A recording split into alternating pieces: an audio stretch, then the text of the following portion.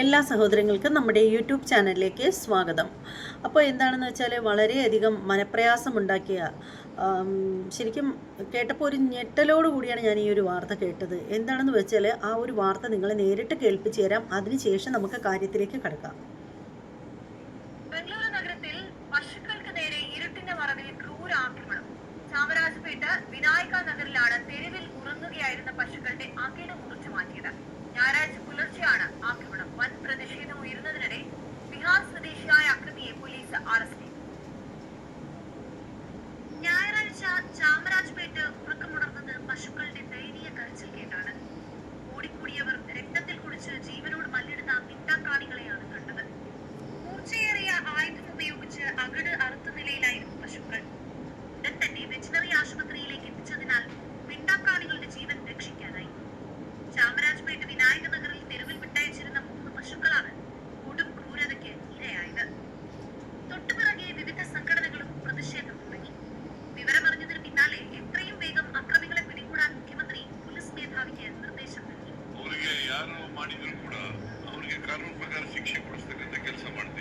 CCTV ക്യാമറകളിൽ പതിഞ്ഞ ദൃശ്യങ്ങൾ കേന്ദ്രീകരിച്ചുള്ള തിരച്ചിലിലാണ് അക്രമിയെ തിരിച്ചറിഞ്ഞത്.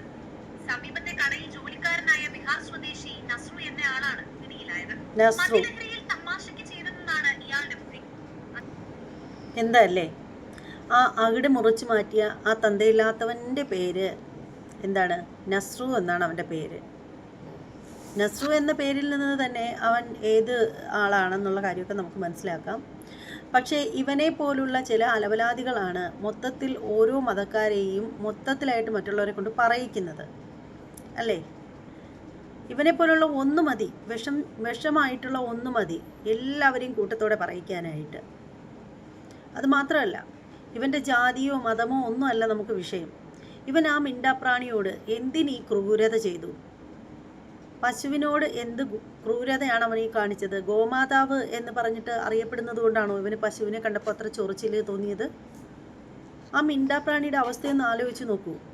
പച്ച ജീവനത്തോടെ നിൽക്കുന്ന പശുവിൻ്റെ അകിട് മുറിച്ച് മാറ്റിയിട്ട് അവൻ കടന്നു കളഞ്ഞു. ഒരു പശുവിൻ്റെ അല്ല, ഒന്നിലധികം പശുവിൻ്റെ. എത്ര പശുവാണെന്നൊന്നും വാർത്തയിൽ വിശദമാക്കുന്നില്ല. പിന്നെ അതിനകത്ത് പറയുന്നതെന്ന് വെച്ചാൽ പശുക്കളുടെ എന്നാണ് പറഞ്ഞിരിക്കുന്നത്. ഒന്നിൽ കൂടുതൽ ആണ് എന്നേ നമുക്കതുകൊണ്ട് പറയാൻ പറ്റുള്ളൂ. എണ്ണം പറഞ്ഞിട്ടില്ല, പശുക്കൾ എന്ന് മാത്രമേ പറഞ്ഞിട്ടുള്ളൂ. അകിട് മുറിച്ചു മാറ്റി. രാവിലെ നോക്കിയപ്പോൾ ചോരയിൽ കുളിച്ച് കിടക്കുകയാണ് ഈ പശുക്കൾ. അതിൻ്റെയൊക്കെ വെപ്രാളം ഒന്ന് ഓർത്ത് നോക്കൂ. ഒടുവിൽ CCTV ക്യാമറയൊക്കെ കേന്ദ്രീകരിച്ച് ഇവനെ അപ്പം തന്നെ പിടിച്ചു. കാരണം ഇവൻ തൊട്ട് അടുത്ത കടയിലാണ് ജോലിയൊക്കെ ചെയ്തിരുന്നത്. നിങ്ങൾ കേട്ടല്ലോ, വാർത്തയിലെല്ലാം വിശദമായിട്ട് നിങ്ങൾ കേട്ടല്ലോ. അപ്പോൾ ഇവന് പിടിച്ചു കഴിഞ്ഞപ്പോൾ അവൻ പറയുകയാണ് മദ്യലഹരിയിൽ അറിയാതെ തമാശയ്ക്ക് വേണ്ടിയിട്ട് ചെയ്തു പോയതാണെന്ന്. എന്തല്ലേ തമാശ ചെയ്യുന്നത്? പശുക്കിടാവിൻ്റെ അകിട് മൂർച്ചയേറിയ സാധനം വെച്ചിട്ട് അറുത്ത് മാറ്റിയ അവൻ തമാശ ചെയ്യുന്നത്. അവൻ മദ്യലഹരിയിൽ തമാശ ചെയ്യണമെന്ന് തോന്നിയപ്പോൾ അവൻ്റെ തന്നെ അകിട് അറുത്ത് മാറ്റിക്കൂടായിരുന്നു? അതാണെങ്കിൽ ആരെങ്കിലുമൊക്കെ രക്ഷപ്പെട്ടു പോയാനല്ലോ. ഒരു മൃഗത്തോട് ഇത്ര ദയവില്ലാതെ പെരുമാറിയ ഇവൻ ഒരു മനുഷ്യരോട് എന്തെല്ലാം ചെയ്യും? എന്ത് വേണേലും ചെയ്യല്ലോ. ചിന്തിക്കാം. ഒരു മിണ്ടാപ്രാണിയോട് ഇത്രയ്ക്ക് ദയവില്ലാതെ പെരുമാറിയ ഇവൻ്റെ മുന്നിൽ ഒരു മനുഷ്യനെയാണ് കിട്ടുന്നതെങ്കിൽ ഇവൻ എന്ത് ചെയ്യാനും മടിക്കാത്തവനാണെന്നുള്ള കാര്യം തർക്കമുണ്ടോ? അപ്പോൾ ഇവനെന്താ തമാശയായിട്ട് കണ്ടത്? പശുവിൻ്റെ അകിടാണോ ഇവൻ കണ്ടത്? ഇവൻ്റെ സ്വന്തം അകിട് ഇവൻ അറുത്ത് മാറ്റിക്കൂടായിരുന്നോ? എങ്കിലൊരു പ്രശ്നമില്ലായിരുന്നല്ലോ, ആർക്കും പരാതിയില്ലായിരുന്നല്ലോ. എന്തല്ലേ, ഇതുപോലത്തെ കുറേ നാറികളാണ് സമൂഹത്തിന് ഓരോരുത്തരെയായിട്ട് ഇങ്ങനെ പറയിക്കുന്നത്. ശരിക്കും ഇവനെയൊക്കെ തൂക്കിക്കൊല്ലണം. അത് നമ്മുടെ നിയമത്തിന് പറഞ്ഞിട്ടില്ലല്ലോ. ഇങ്ങനെയുള്ളവന്മാരെയൊക്കെ എന്തിനാണ് വെറുതെ ജയിലിൽ കൊണ്ടിട്ട് തീറ്റ കൊടുത്ത് ഇങ്ങനെ വെറുതെ ഇട്ടിരിക്കുന്നത്? അതുകൊണ്ട് ശരിക്കും പറയുകയാണെങ്കിൽ ഇതുപോലെയുള്ള ഓരോരുത്തന്മാരെയും കൊന്നുകളയുകയാണെങ്കിൽ സത്യത്തിൽ നമ്മുടെ നമ്മുടെ ഈ ഒരു പൈസ ലാഭിക്കാം. സർക്കാരിന് വൻ കടങ്ങളിൽ നിന്നൊക്കെ ഈസി ആയിട്ട് രക്ഷപ്പെടാം. കടം മേടിക്കുകയും വേണ്ട, ഒന്നും വേണ്ട. സർക്കാർ അടിപൊളിയായിട്ട് വരും. ആ പൈസ എടുത്ത് വേറെ എന്തെങ്കിലും കാര്യങ്ങൾ ചെയ്യാം. എന്താല്ലേ, ഇത്രയും മനുഷ്യൻ്റെ മനസാക്ഷി മരവിച്ച് പോയല്ലോ എന്ന് ഓർക്കുമ്പോഴാണ് മിണ്ടാപ്രാണിയോടൊക്കെ അങ്ങനെ ചെയ്യാൻ എങ്ങനെ മനസ്സ് വരുന്നു? അവൻ്റെ ഇളിച്ചുകൊണ്ടുള്ള നിത്ത കണ്ടില്ലേ? ഇനി കുറേ എണ്ണം വരും. അവൻ മാനസിക രോഗിയാണ്, അവന് മാനസിക പ്രശ്നമുള്ളവനാണ് എന്നൊക്കെ പറഞ്ഞിട്ട് കുറേ എണ്ണം വരും. ആരെ ചുട്ടുകൊന്നാലും വെട്ടിക്കൊന്നാലും തല്ലിക്കൊന്നാലും റേപ്പ് ചെയ്താലും അവിടെയൊക്കെ പറയാനൊരു പേരുണ്ട്, മനോരോഗം. ഈ മനോരോഗമുള്ള എല്ലാവരെയും അങ്ങ് കൊല്ലുന്നാണോ പറയുന്നത്? ഈ മനോരോഗത്തിൻ്റെ മറവിൽ ഇവനൊക്കെ രക്ഷപ്പെട്ടു പോകുന്നത് കൊണ്ടാണ് വീണ്ടും ഉള്ള ആളുകൾ ഇതുപോലെ വരാനായിട്ട് നിൽക്കുന്നത്.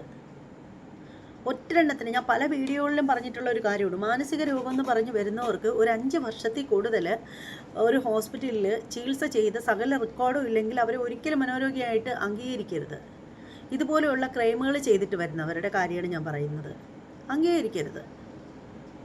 എന്തിനാണ് നിയമത്തിൻ്റെ പരിരക്ഷ ഇങ്ങനെയുള്ള നാറികൾക്ക് കൊടുക്കുന്നത്? ഇവന് പരിരക്ഷ കൊടുത്തു എന്നല്ല ഞാൻ പറയുന്നത്. പല ആളുകളും പല തെറ്റുകളും ചെയ്തിട്ട് ഒടുവിൽ മാനസിക രോഗം എന്നൊരു പ്രശ്നം അല്ലെങ്കിൽ മനോവൈകൃതം എന്നൊരു പ്രശ്നത്തിലേക്ക് കൊണ്ടങ്ങ് വയ്ക്കും.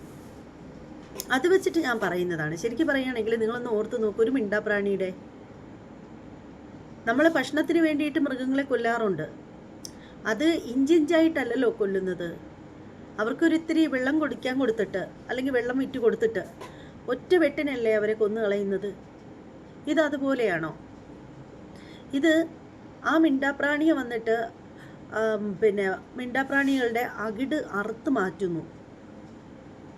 ഓർത്തു നോക്കൂ, ആ മിണ്ടാപ്രാണി ആ വേദന കൊണ്ട് പൊളഞ്ഞ് തെരുവിൽ കിടക്കുന്നത് കൊണ്ട് അതൊക്കെ കിടന്ന് വിളിച്ചാൽ പോലും ആരും ശ്രദ്ധിക്കില്ല. പോരെങ്കിൽ ഓരോ വീടുകളൊക്കെ എന്ന് പറഞ്ഞാൽ ബാംഗ്ലൂർ പോലുള്ള സിറ്റികളിലൊക്കെ എന്ന് വെച്ചാൽ കഥ കടിച്ച് കിടന്നുറങ്ങിക്കഴിഞ്ഞാൽ അറിയുമോ? കോൺക്രീറ്റ് കെട്ടിടങ്ങളല്ലേ അത്രയും, ഫ്ലാറ്റുകൾ. അപ്പോൾ ആരും ഒന്നും അറിയത്തില്ല. പകൽ നോക്കിയപ്പോഴാണ് കണ്ടത് രക്തത്തിൽ കുളിച്ച് കിടക്കുന്നു പശുക്കൾ. എന്തല്ലേ? ശരിക്കും പറഞ്ഞാലുണ്ടല്ലോ, ഇവനെയൊക്കെ എന്ത് ചെയ്യണമെന്ന് പറഞ്ഞാൽ അത്രയേറെ ദേഷ്യം വരുന്നുണ്ട്. കാരണം ആ ഒരു പാവം ജീവി അനുഭവിച്ച വേദനയെക്കുറിച്ച് ചിന്തിക്കുമ്പോൾ ഒരിക്കലും ഒരു കാലത്ത് ഇവനൊന്നും രക്ഷപ്പെടാൻ പോകുന്നില്ല. ശരിക്കും പോലീസിൻ്റെ കയ്യിൽ നിന്ന് ഇവന് ഇഷ്ടം പോലെ കിട്ടും. പോലീസ് ഇവനെ കിടത്തി ഉറക്കില്ല എന്നുള്ള കാര്യം 100% ഉറപ്പാണ്. പക്ഷെ എന്നാലും ഇങ്ങനെയുള്ളവന്മാരൊക്കെ പുഴുത്ത് ചാവണം. അതാ പറയാനുള്ള, പുഴുത്ത് ചാവണം. എന്തിനാ ഇവനെയൊക്കെ പടച്ചിറക്കുന്നത്? എത്രയോ പേര് പോകുന്ന വഴിക്ക് കുഴഞ്ഞു വീണ് ചാവുന്നു. ഇങ്ങനെയുള്ള കാലന്മാർക്കൊന്നും മരണവുമില്ല. യൂട്യൂബ് ചാനലിൽ വന്നിരുന്നിട്ട് ഇങ്ങനെ പറഞ്ഞുകൂടാന്നറിയാം, പക്ഷെ പറയുന്നത് അതുകൊണ്ടല്ല.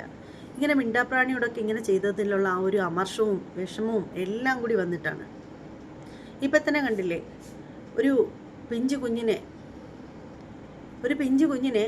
64 പേര് ചേർന്ന് ബലാത്സംഗം ചെയ്തിരിക്കുന്നു. ഇതൊക്കെയാണ് നമ്മുടെ നാട്ടിൻ്റെ ഇന്ത്യ ഡിജിറ്റൽ ഇന്ത്യയാണ് 100ന് 100 വട്ടം പറയുന്നവരുണ്ട്. എവിടെയാണ് ഇന്ത്യ ഡിജിറ്റലാവുന്നത്? കൂടുതലായിട്ടൊന്നും പറയാനില്ല. പറഞ്ഞു കഴിഞ്ഞാൽ പറഞ്ഞു വരുമ്പോൾ നമ്മുടെ മനസ്സിലുള്ള വേദനകളും ഒക്കെ അമർഷമായിട്ട് പുറത്തു വരും. അപ്പോൾ നമ്മൾ പറയുന്ന വാക്കുകളിൽ സഭ്യത ചിലപ്പോൾ നഷ്ടപ്പെട്ടു പോയി എന്ന് വരും. അതുകൊണ്ട് തന്നെ കൂടുതലായിട്ടൊന്നും പറയാനായിട്ട് പോകുന്നില്ല. ഇത്രയേ ഉള്ളൂ പറയുന്നത്.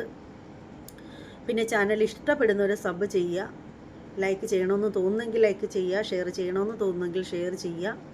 പിന്നെ ഇതൊന്നും തോന്നിയില്ലെങ്കിൽ കമൻറ്റ് ചെയ്യുക. നിങ്ങൾ കമൻറ്റ് ചെയ്താൽ മാത്രമേ നിങ്ങളുടെ അഭിപ്രായങ്ങളൊക്കെ എനിക്കറിയാൻ സാധിക്കുകയുള്ളൂ. ഈ പറയുന്ന നാറിയ നായൻ്റെ മോൻ എന്ത് ശിക്ഷ കൊടുക്കണം എന്നുള്ളത് എൻ്റെ സഹോദരങ്ങൾ തന്നെ കമൻറ്റ് ചെയ്തേക്കുക. മിണ്ടാപ്രാണിയോട് അവൻ കാണിച്ച ആ ഒരു ദുഷ്ടതരത്തിന് ദൈവം ഒരിക്കലും അവനോട് പൊറുക്കാൻ പോണില്ല. ആ മിണ്ടാപ്രാണിയുടെ വേദന എത്രത്തോളം ആണെന്ന് ചിന്തിക്കാവുന്നതേ ഉള്ളൂ. മനുഷ്യർക്കാണെങ്കിൽ തൊട്ടടുത്ത് വന്ന് ഒരു ആശ്വാസ വചനം പറയാനെങ്കിലും ആളുണ്ടാവും. ഒരു വേദന എടുത്ത് നിൽക്കുമ്പോൾ അതിൻ്റെ തൊട്ടടുത്ത ഭാഗത്തിൽ തടവി ആശ്വസിപ്പിക്കാനെങ്കിലും ആളുണ്ടാവും. മിണ്ടാപ്രാണിയുടെ കാര്യവും അല്ലേ? ആ അകിട ആകുമ്പോഴത്തേക്ക് അതിന് നിലത്ത് കിടക്കണമെങ്കിൽ പോലും ഒന്ന് ഓർത്ത് നോക്കൂ. മിണ്ടാപ്രാണിയാണ്, പശുവാണ്. അപ്പോൾ അതിൻ്റെ അകിടാണ് അറുത്ത് മാറ്റിയിരിക്കുന്നത്. അപ്പോൾ അതിന് നിലത്ത് കിടക്കണമെങ്കിൽ പോലും ഈ അകിട് തറയിൽ ടച്ച് ചെയ്തല്ലാതെ കിടക്കാൻ പറ്റില്ല. ഒരുപോലെ നിൽക്കാൻ പറ്റുമോ അതിന്? അതിൻ്റെ ഓരോ അവസ്ഥയെക്കുറിച്ച് ഒന്ന് ചിന്തിച്ച് നോക്കൂ. എനിക്ക് ശരിക്കും ചിന്തിച്ചിട്ട് എന്നെ കലിയിളവുകയാണ്. അതുകൊണ്ട് ഇനി ഞാൻ കൂടുതലായിട്ടൊന്നും പറയുന്നില്ല. പറഞ്ഞാൽ ചിലപ്പോൾ എൻ്റെ പരിധി വിട്ടു പോകും. എന്തായാലും സ്വരം മോശമാവുന്നതിന് മുമ്പ് പാട്ട് നിർത്തണം എന്നല്ലേ പറയുന്നത്. അപ്പോൾ എന്തായാലും ഇനി മറ്റൊരു വീഡിയോയുമായിട്ട് കാണാം. അതുവരെ എൻ്റെ എല്ലാ സഹോദരങ്ങൾക്കും നന്ദി, നമസ്തേ.